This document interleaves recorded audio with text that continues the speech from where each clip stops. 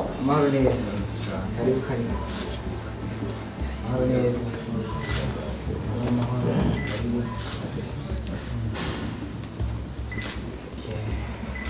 ane pasifike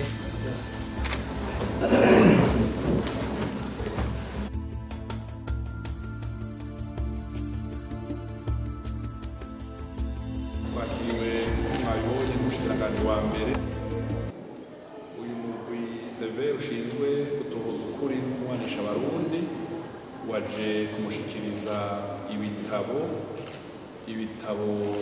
bimwereka mu majambo atomoye ibikorwa waranguye mu mwaka wararangiye. Ibi tubikora nk'uko ibwirizwa ribidusaba.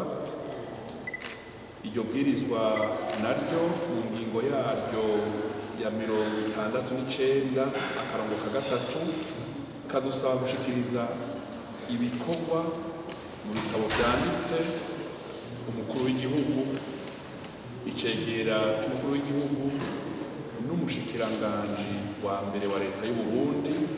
Ariko mwarabonye ko ibi vyegeranyo twamaze kubishikiriza inama nshingamateka na nkenguzamateka. Tubikora turondera iki?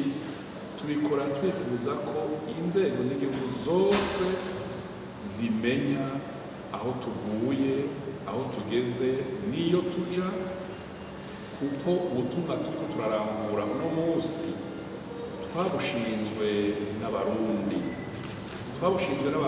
biciye mu nama nshingamateka na nkenguzamateka.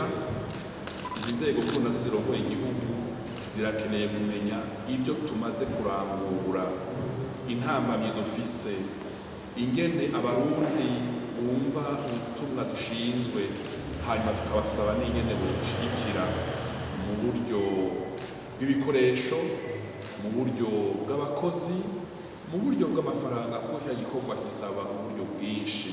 Ivyo navyo nta bandi mu Severe bobishikiriza atari inzego nkuru z'igihugu.